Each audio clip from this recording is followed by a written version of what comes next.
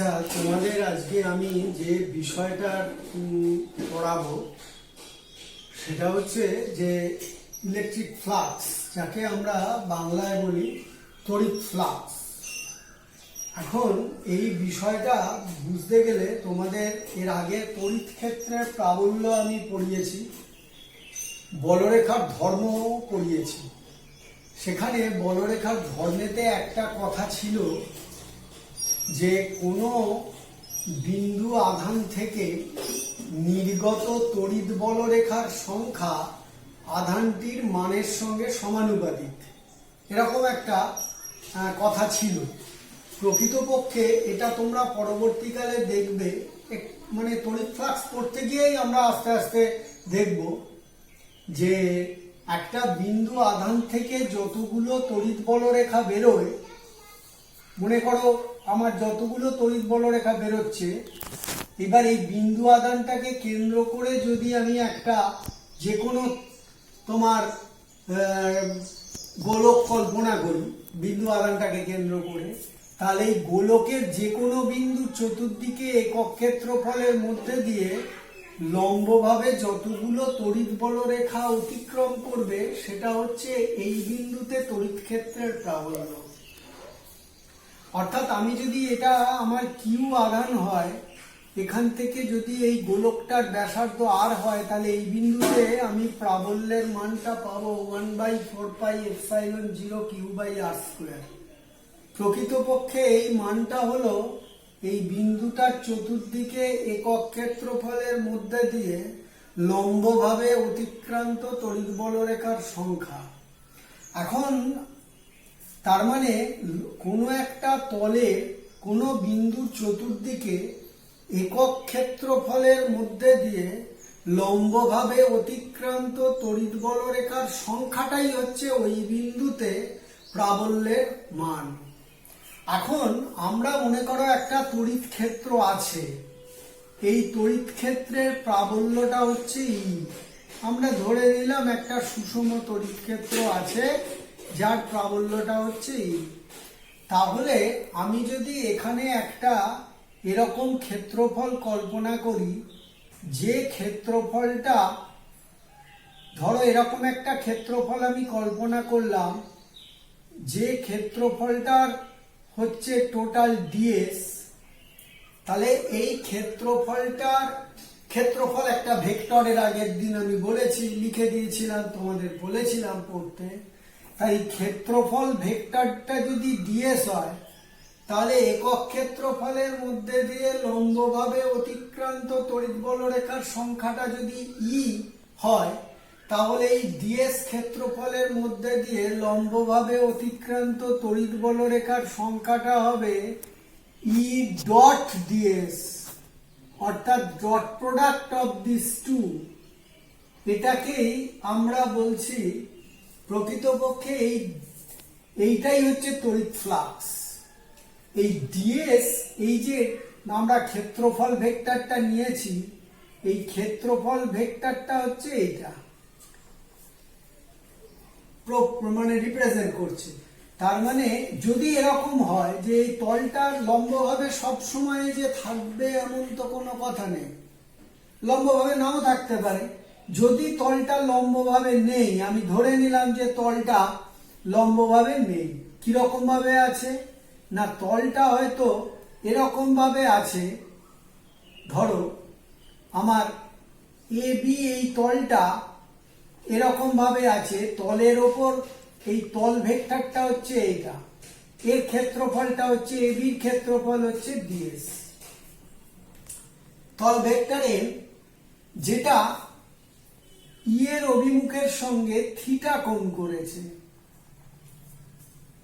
তা যদি হয়, তাহলে এবি এর লম্বতল যেটা, সেই লম্বতলটাকে আমি যদি এবি ডট বলি, তাহলে লম্বতলটার ক্ষেত্রফল কত হবে? এই অ্যাঙ্গেলটা ডিএস হলে এইটাও থিটা হবে। তাহলে actually A B dot ইজগল two হবে ডিএস কস থিটা। তাহলে এবি ডট দিয়ে অতিক্রান্ত সমস্ত তড়িৎ বলরেখাগুলো হবে লম্ব ওই তল দিয়ে, তাহলে লম্বভাবে অতিক্রান্ত তড়িৎ বলরেখার সংখ্যাটা হবে ই ডিএস কস থিটা, তার মানে ই ডট ডিএস।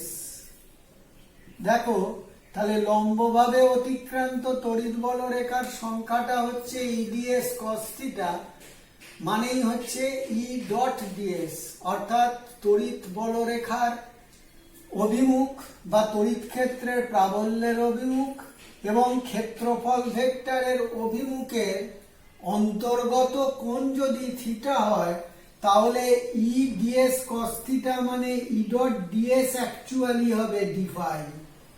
এটাকেই আমরা বলবো ইলেকট্রিক ফ্লাক্স। তাহলে মূল যে কথাটা দাঁড়ালো সেটা হলো যে ইলেকট্রিক ফ্লাক্স অর্থাৎ তড়িৎ ফ্লাক্স হলো কোন তল দিয়ে অতিক্রান্ত মোট তড়িৎ বলরেখার সংখ্যা, এইটাকেই আমরা বলবো তড়িৎ ফ্লাক্স। এখন আমার যদি এরকম একটা হয়, মনে করো কোনো একটা জায়গায় তড়িৎ ক্ষেত্রের প্রাবল্য যে সব সময়ই সুষম হবে এমন তো কোনো কথা নেই।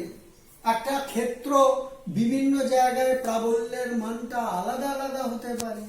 ধরো আমি এরকম একটা তল কল্পনা করলাম, যে তলটা এই জায়গাতে আমি একটা ছোট্ট ক্ষেত্রফল চুজ করছি ds1 ক্ষেত্রফল, যে তল ভেক্টরটা হচ্ছে এই দিকে n1। আমি এইখানে একটা ক্ষেত্রফল চুজ করছি যেটা হচ্ছে ds2, তল ভেক্টরটা হচ্ছে এদিকে n2। আমি এখানে একটা ক্ষেত্রফল চুজ করছি ধরো ds3, যার তল ভেক্টরটা হচ্ছে তোমার n3। যদি হয় তাহলে এইখানে তড়িৎ ক্ষেত্রের প্রাবল্য ধরো এই অভিমুখে E1, এখানে প্রাবল্য হচ্ছে এই অভিমুখে E2, এখানে প্রাবল্য হচ্ছে এই অভিমুখে E3। প্রাবল্যের অভিমুখ এবং তল ভেক্টরের অভিমুখের অন্তর্গত কোণ মনে করো এখানে θ1, এই জায়গাতে θ2, এই জায়গাতে θ3। তাহলে number of flux, total number of flux যারা এই তলটার মধ্যে দিয়ে অতিক্রম করছে মোট, সেটা যদি আমি ডিফাই বলি, তাহলে ডিফাই সমান হবে d∅1 plus d∅2 plus d∅3 and so on. তাহলে d∅1 মানে এখানটা ধরো এই তলটা ds1, সেখানে কত না E1 ডট ds1, এখানে হবে E2 ডট ds2, এখানে হবে E3 dot ds3 and so on। তখন আমায় টোটাল ফ্লাক্স বার করার জন্য প্রত্যেকটা জায়গাতে আলাদা আলাদা করে ফ্লাক্স বার করব। এটা করার জন্য তার মানে আমি এটা বলতে পারি এই গোটা তলটা ক্ষেত্রে যদি বার করতে হয় তাহলে আমাকে করতে হবে যেটা surface integral E dot ds করব। Surface integral E dot ds dot করলাম, তখন আমি টোটাল ফ্লাক্সটা পাবো।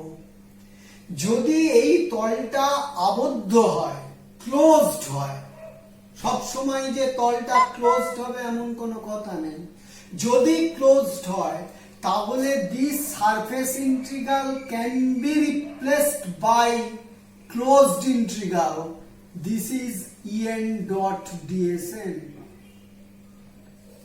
This is the total number of flux which is emitted বা which is passes perpendicularly through that closed area. এখন এই নাম্বার অফ ফ্লাক্সটা এখানে আমি একটা জিনিস দেখতে পাচ্ছি, এই ফ্লাক্স কিন্তু পজিটিভ, নেগেটিভ বা জিরো তিন রকমই হতে পারে। কখন পজিটিভ হবে না, ইফ যে অ্যাঙ্গেলগুলো অর্থাৎ তড়িৎ ক্ষেত্র প্রাবল্যের অভিমুখ এবং তল ভেক্টরের অভিমুখের অন্তর্গত কোণ থিটা যদি লেস দেন 90 হয় তাহলে ফ্লাক্সটা পজিটিভ, যদি গ্রেটার দেন 90 হয় তাহলে ফ্লাক্স নেগেটিভ। মনে করো থিটাটা গ্রেটার দেন 90, 180 ডিগ্রি থেকে theta greater than 90 but less than 180, তাহলে নিশ্চিতভাবে এই ডিফাই নেগেটিভ, স্থূলকোণ হচ্ছে cos থিটা নেগেটিভ হবে, E dot DS. cos theta negative মানেই হচ্ছে ডিফাই নেগেটিভ হয়ে যাবে, ঋণাত্মক flux. If theta is equal to 0, এই theta is equal to 90 degree, 90 ডিগ্রির সমান, তাহলে cos 90 হয়ে যাচ্ছে কত না ডিফাই ইজ ইকুয়াল টু 0, অর্থাৎ কোনো তড়িৎ ফ্লাক্স যাবে না। এরকম যদি হয় যে আমার তড়িৎ এইটা হচ্ছে, মনে করো তুমি তল ভেক্টরের অভিমুখটা হচ্ছে this is the direction of area vector, this is the direction of electric field intensity, this angle is 90 degree, then number of flux passing through that area is 0. তার মানে সবসময় যে ফ্লাক্সটা পজিটিভ হবে এমন কথা নেই, পজিটিভ হতে পারে, নেগেটিভ হতে পারে, জিরো হতে পারে। একটা জিনিস লক্ষ্য করো, পজিটিভ হচ্ছে কখন, যখন কিন্তু তোমার বাইরের দিক থেকে বাইরের দিকে তড়িৎ ক্ষেত্রের প্রাবল্যটা এখানে যেমন প্রাবল্যের অভিমুখ আর তল ভেক্টরের অভিমুখটা 90 ডিগ্রির বেশি, তার মানে বাইরে থেকে ঢুকছে, অর্থাৎ আধানটা যদি বাইরে থাকে, মনে করো ওই ক্ষেত্রটার বাইরে এখানে আধান আছে, তাহলে তড়িৎ ক্ষেত্র প্রাবল্য আর এর অভিমুখটা বাইরে, তার মানে থিটাটা তখন 90 হয়ে যাচ্ছে, তখন কিন্তু ফ্লাক্সটা নেগেটিভ হয়ে যাচ্ছে, গ্রেটার দ্যান 90। কিন্তু যদি এরকম হয় যে আধানটা ভেতরেই আছে ক্ষেত্রের, সেক্ষেত্রে ক্ষেত্র প্রাবল্য এবং তল ভেক্টর এরা হচ্ছে তোমার 90 ডিগ্রি থেকে কম করছে, তার মানে আধানটা যদি ক্ষেত্রটার ভেতরে থাকে তাহলে কিন্তু ফ্লাক্সটা পজিটিভ হবে। আর জিরো তো হতেই পারে, কারণ জিরো হচ্ছে যখন মানে তোমার না এর আর ইয়ের অভিমুখটা পরস্পর 90 ডিগ্রি কোণ করবে, তখন জিরো হবে। সেই জন্য ফ্লাক্সটা সবসময়ই যে পজিটিভ হয় এমন কোনো কথা নেই, এটা তোমাদের জানতে হবে। এখন আমরা ফ্লাক্সের একক তাহলে কি করে পাবো, খুব সহজ, কারণ ফ্লাক্সের একক মানে হচ্ছে ই ডট ডিএস, ফ্লাক্স তার মানে ই ডিএস কস থিটা। আমি এককগুলো লিখি, ই এর একক কি, ই মানে প্রাবল্য, এসআই পদ্ধতিতে হচ্ছে নিউটন পার কুলম্ব, আর ডিএস এর একক হচ্ছে মিটার স্কোয়ার। তাহলে newton metre per coulomb into metre, এইভাবে লিখতে পারি। নিউটন মিটার মানে হচ্ছে joule, per coulomb into metre, joule per coulomb মানে হচ্ছে ভোল্ট, কারণ জুল সমান ভোল্ট ইন্টু কুলম্ব, জানো তোমরা ক্লাস 10-এ পড়েছো।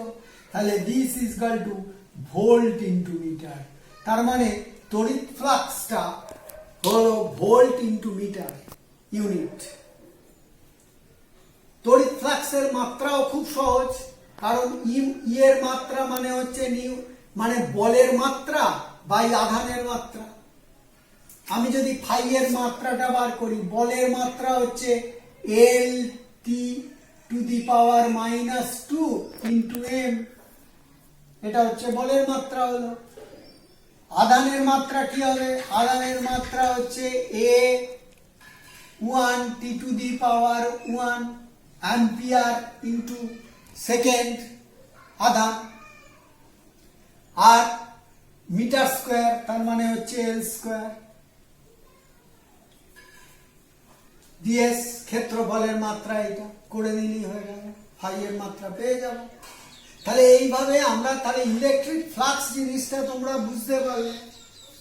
ইলেকট্রিক ফ্লাক্সটা তার মানে যেটা দাঁড়ালো মোদ্দা কথা, সেটা হচ্ছে যে তড়িৎ ক্ষেত্রে কোনো একটা তল যদি আমি নিই, সেই তলটার মধ্যে দিয়ে লম্বভাবে অতিক্রান্ত মোট তড়িৎ বলরেখার সংখ্যাটাই হচ্ছে ওই তলের মধ্যে দিয়ে অতিক্রান্ত তড়িৎ ফ্লাক্স। এটা হচ্ছে তড়িৎ ফ্লাক্সের ধারণা। আমরা পড়ব সেটা হচ্ছে গাউসের উপপাদ্য। আচ্ছা, গাউসের উপপাদ্যতে আমাদের বলছে যে কোনো বদ্ধ তলের মধ্যে দিয়ে অতিক্রান্ত, মনে করো একটা বদ্ধ তল, এর মধ্যে দিয়ে অতিক্রান্ত মোট তড়িৎ ফ্লাক্স হবে বদ্ধ তলের ভেতরে অবস্থিত যে মোট আধান, টোটাল আধান কিউ ইন, তার 1/k∁0 গুণের সঙ্গে সমান এসআই পদ্ধতিতে। তার মানে তড়িৎ ফ্লাক্স যেটা হচ্ছে ডিফাই যদি আমি ধরি বা ফাই যাই বলি না কেন, তাহলে মোট তড়িৎ ফ্লাক্সটা কত না কিউ ইন বাই k∁0। এটা হচ্ছে এসআই পদ্ধতিতে মোট তড়িৎ ফ্লাক্স ডিফাই। টোটাল তড়িৎ ফ্লাক্স হচ্ছে কিউ ইন বাই k∁0, এটা হচ্ছে এসআই পদ্ধতি। আর সিজিএস পদ্ধতিতে হচ্ছে 4π কিউ ইন ডিভাইডেড বাই কে, অর্থাৎ বদ্ধতলের অন্তর্ভুক্ত মোট আধানের 4π/k গুণ। আধান বদ্ধতলের বাইরে থাকলে তার জন্য কিন্তু কোনো তড়িৎ ফ্লাক্স হবে না। সে তড়িৎ ফ্লাক্স থাকতে পারে, কিন্তু মোট আধানটা কিন্তু ভেতরের আধানের জন্য আমরা গাউসের উপপাদ্য। প্রাবল্য বাইরে থেকে হতে পারে, পারে না যে তা না, পারে, কিন্তু আধানটা ভেতরের আধান হতে হবে। তাহলে আমরা যেটা বলছি যে গাউসের উপপাদ্যের মোট যে স্টেটমেন্টটা এরকম হবে যে কোনো বদ্ধ তলের মধ্যে দিয়ে অতিক্রান্ত মোট তড়িৎ ফ্লাক্স হচ্ছে বদ্ধ তলের ভেতরে অবস্থিত মোট আধানের 1/k∁0 গুণের সঙ্গে সমান এসআই পদ্ধতিতে, এবং 4π/k গুণের সঙ্গে সমান সিজিএস পদ্ধতিতে। এই হচ্ছে গাউসের উপপাদ্য, এইটাকে বলা হচ্ছে। এবার এই উপপাদ্যের আমরা খুব সহজে একটা প্রমাণ করতে পারি। কি করে না, মনে করো আমরা এরকম একটা, তোমাদের এর আগে আমি ঘনকোণ পড়িয়েছি। ঘনকোণ যদি হয়, মনে করো একটা বিন্দু, এই বিন্দুটা মনে করো আমার এই একটা গোলকের মানে মধ্যে রয়েছে, গোলকটার ব্যাসার্ধ হচ্ছে আর। তাহলে এই বিন্দুতে টোটাল কত ঘনকোণ উৎপন্ন হবে না, solid angle subtended by the area on that particular point কত হবে না, খুব স্বাভাবিকভাবেই ds cos θ/r²। এখন যেহেতু আমি যদি আধানটাকে কেন্দ্র ধরে নিই, তাহলে ds যেটা হবে 4πr², তাহলে ds cos θ divided by r², তার মানে হচ্ছে 4π গুণ। তার মানে একটা যে কোনো বিন্দুর চতুর্দিকে টোটাল ঘনকোণ, মোট ঘনকোণের মানটা হবে 4π। এটা আমরা পেলাম। এখন দেখো আমরা এটাকে প্রমাণ করব গাউসের উপপাদ্যটা। কি করে, আমি মনে করো যে এরকম একটা তল কল্পনা করছি, তলের ভেতরে যে কোনো একটা আধান হচ্ছে কিউ।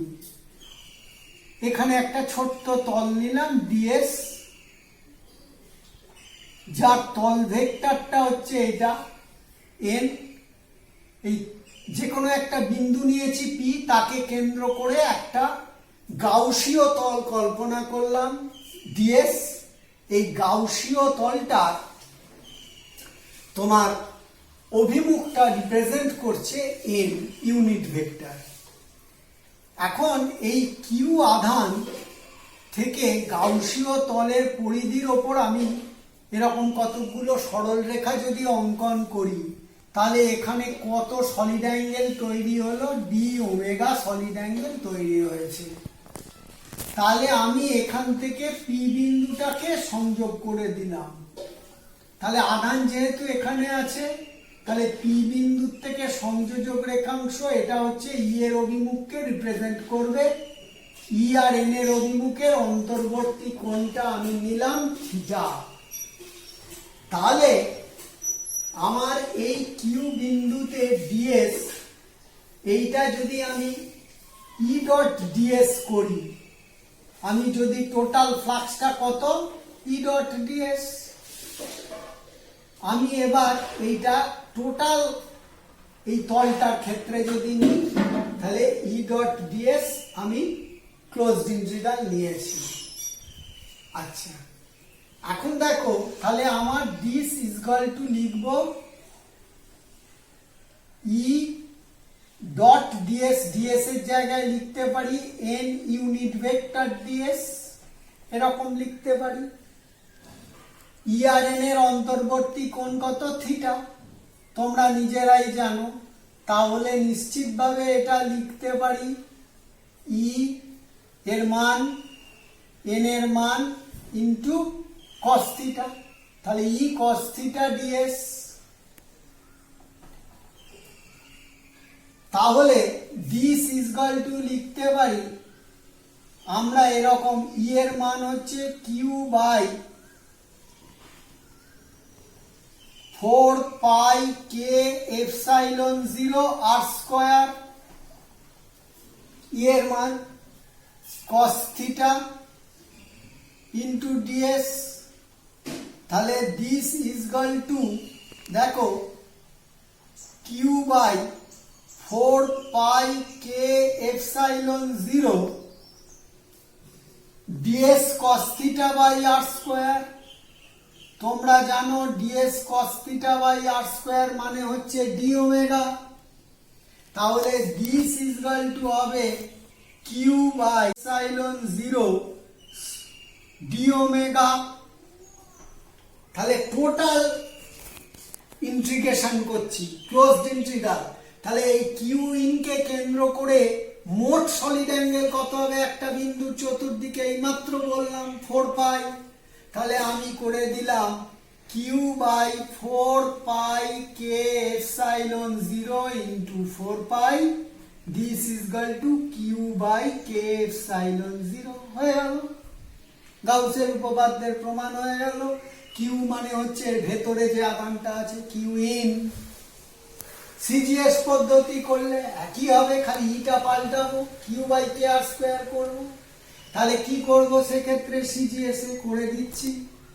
দেখো, ই ডট ডিএস করব, দিস ইজগাল টু আমি একই রকম ভাবে ইডিএস কস থিটা